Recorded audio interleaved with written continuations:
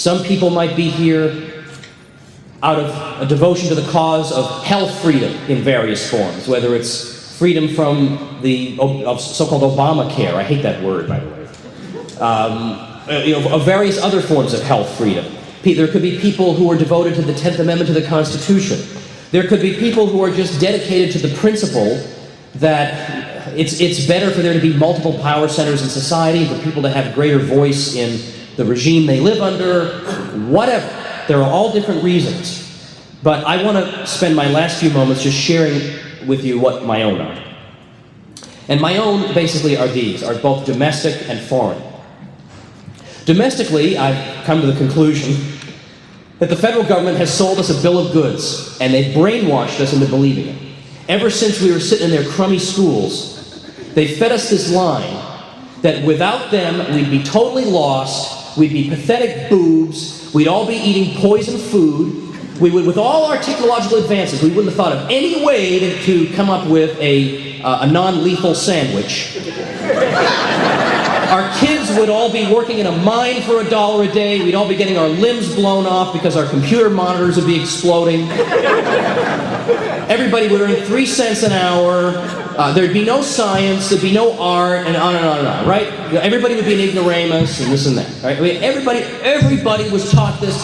I understand why people believe this. There's a superficial plausibility to it because you say, well, before we had a lot of government intervention, people lived in terrible conditions. Now they live in better conditions, so the one must have caused the other. That's completely illegitimate reasoning, and I think I try to demonstrate that in my newer book, Rollback. But the point is that if we were educated in, this is my new analogy, I kind of like, I'm kind of fond of, I'm very bad at analogies. I'm the anti-Peter Schiff when it comes to analogies. I'm so bad at it. He thinks of analogies in his sleep, he could be drunk, in a car accident, he's coming up with analogies. I can't think of anything. But imagine you were educated in Walmart schools run and funded by Walmart. Well, the kids, now I suppose in these schools, every day the kid goes to this classroom, and the classroom up on the wall, it's all pictures of Walmart CEOs looking down upon the kids wisely. And the kids are taught to sing songs, oh, how great the Walmart CEOs are. Oh, God bless the Walmart CEOs, we'd all be pathetic boobs without them. So on and on and on, they cut out little pictures of the Walmart CEOs. And then one day a year, they get to stay home from school and meditate on the great contributions of the Walmart CEOs, whatever.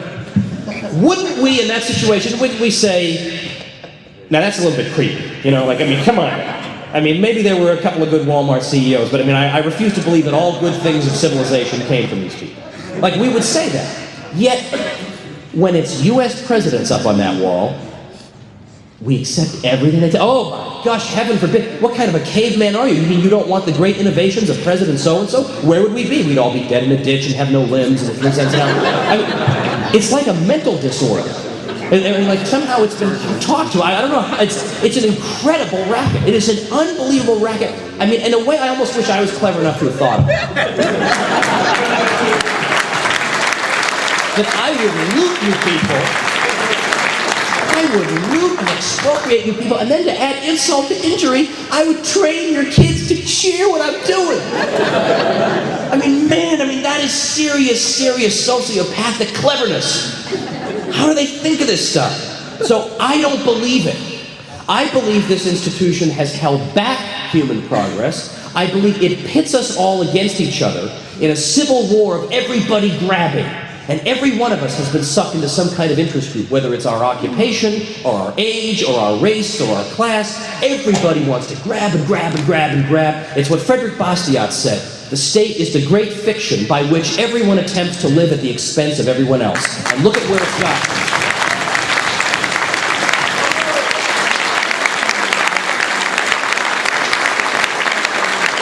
However, my last section here is something that maybe not all of you are going to receive well, but, I can't, I gotta be me, okay? I gotta tell you.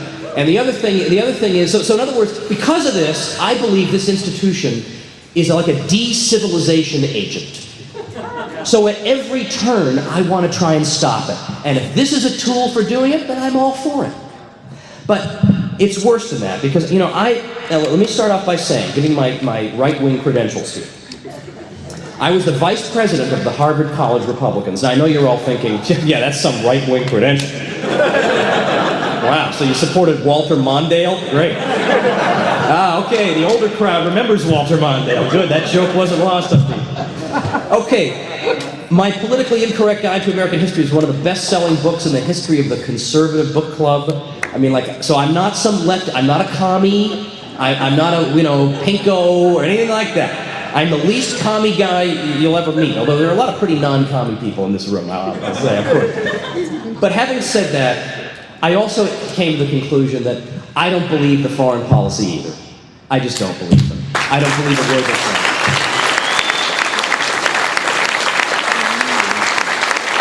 And I say this to people knowing, again, that some of you are going to disagree with me, but I'm telling you I'm not a leftist in any way, and I came to the conclusion that they're lying sociopaths domestically, and they don't magically transform into angelic beings when it comes to foreign policy. They're also lying to us there. Now, that's not to say that there aren't some nasty people around the world. I mean, there's no need to caricature what I'm saying. But I think back to the 1990s when I was, younger than I am now, and I basically believed that, well, I'm a good little conservative, and so, when the authorities tell me that military action is necessary, only a pinko commie would question that. Now, that was a big, big moral mistake I made, an intellectual mistake, and I'm sorry I made it. And I think back to the disgraceful ways I used to make up excuses for these people. They would commit horrific atrocities, and they would do it on the most flimsy pretext. I mean, the arguments they made for some of these wars were so transparent. I thought, I began to think, how can a conservative, really, who's supposed to be dedicated to Western civilization and reason and on, be swept up in this? I mean, it's so beneath us to fall for some of this stuff. And yet I fell for it, and I would go around searching for corroborating evidence to support their lies. And if I had seen a poor Russian in the Soviet Union doing the same thing, saying to his neighbors, no, what Pravda's telling us is true. Look, I've been looking it up, and I've looked at all this evidence I found. I would have treated that person with contempt. But for some reason, when it was my looting expropriators, it was okay for me to make excuses for them and to search out corroborating evidence for arguments that they had abandoned. They themselves they weren't even making these arguments anymore, and I was still looking for ways to defend them. And I finally just decided, and this was back in the early 1990s, after the first Persian Gulf War. And this is a war a lot of people thought was just, nothing wrong with it, Saddam's a bad guy, he's massing his troops on the Saudi border, and so on and on. But I remember hearing about people, hundreds of thousands of people, retreating, being incinerated, and I'm being asked to have a Bob Hope special to celebrate this. Some backward country, some backwater, which actually by regional standards was relatively advanced, hardly. But relatively speaking, a modern healthcare system and so on and so forth. So I thought to myself, what's happening to me?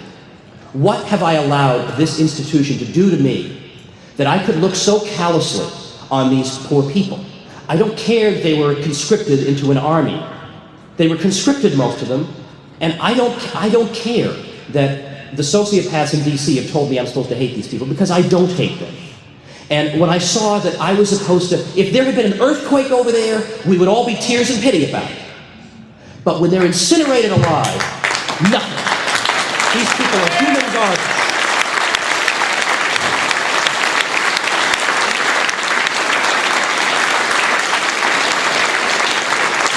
And I just decided at that point, I'm not doing this anymore.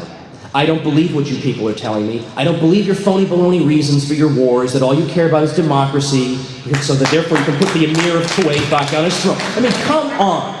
I'm not 7 years old. In fact, that's an insult, because my 7-year-old is smarter than that. In fact, I have sometimes said, by the way, that because I managed to explain to my 7-year-old what nullification meant. And it made me conclude that a panel of 7-year-olds would be better than the Supreme Court and the Federal Reserve Board put together.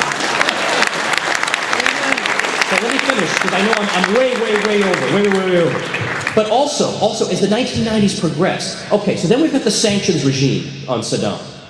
And the UN, okay, we don't like the UN, neither do I. The UN says 500,000 children have died of malnutrition because of the sanctions. And then the usual response is, well, that's a phony statistic, or if Saddam hadn't spent all his money on palaces, the kids could have eaten or whatever. That's neither here nor there. The point is, US officials, Madeleine Albright and Bill Richardson, both said they did not question that figure. They said that price was worth it. They didn't say the UN is lying. They didn't say this is all. They said that price is worth it. Now, I am sorry. There is impossible for a conservative who lectures the world about moral relativism to say, I mean, what? We are better than this. How can we allow ourselves to be so dehumanized that we sit here and allow ourselves to be called extremists when people who make excuses for the killing of 500,000 children to go about their business, and we defend this. This is public policy. No, I can't do this.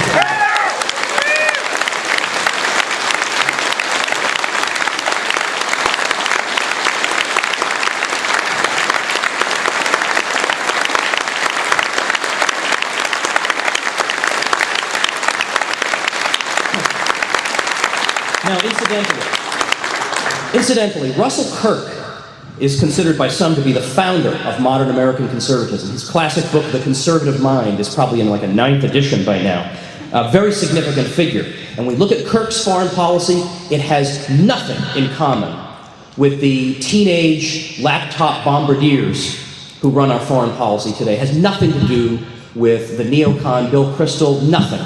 You look at Russell Kirk, who's a real conservative, who hasn't had his brain washed by these cronies on the radio. Kirk said that military conscription is akin to slavery. This is the most significant conservative thinker of the 20th century. In his book, 1954, called A Program for Conservatives, he laid out a foreign policy that bears zero resemblance to the interventionism that we have now. And at the end of the Persian Gulf War, he said that George H.W. Bush, now this is the most significant conservative thinker of the 20th century. He said George H.W. Bush should be strung up on the White House lawn for war crimes. Was he a pinko commie, Russell Kirk? Is that what we're reduced to? No.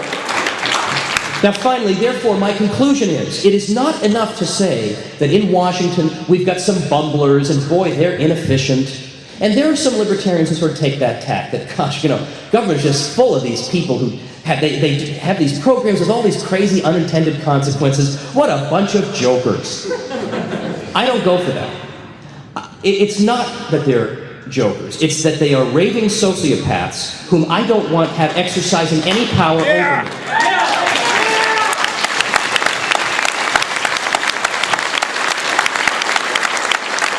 And if we at the state level, if we in our own communities, if we can't solve our problems face to face with each other without the intervention of these people, then heaven help us. The state, but especially these modern megastates, have been a moral and material disaster. Now, being here, and of course, in this type of room, there are people of all different points of view. And sometimes people wonder, well, maybe there are some people on the left who are so disaffected on some critical issues that maybe they'll join with us. And in some areas, and here I am, I'm the squariest of the square. I've never smoked pot. I've never done any of this stuff. I got 4 kids. I got a minivan. I'm not part of this. But I feel like I have more in common with somebody like, in the 60s, a Carl Oglesby, who said that the old right, which is the right wing that I'm talking about, has been totally decimated, and the new left are in many ways morally and politically coordinate. I'm sympathetic to the new left historian William Appleman Williams, who said that the best approximation we ever came in this country to having truly humane communities was under the Articles of Confederation. Now, you utter these words, you say something like that to Bill Kristol, you may as well be holding a crucifix in front of Dracula.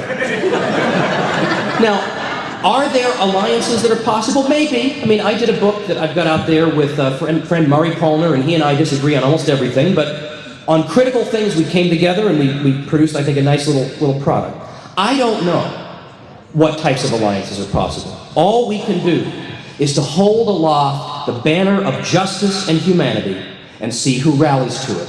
And no matter who joins us, fight we must. For as Ludwig von Mises said, everyone carries a part of society on his shoulders. No one is relieved of his share of responsibility by others. And no one can find a safe way out for himself if society is sweeping toward destruction. Therefore, everyone, in his own interests, must thrust himself vigorously into the intellectual battle. None can stand aside with unconcern. The interest of everyone hangs on the result. Let's all stand together. Thank you very much.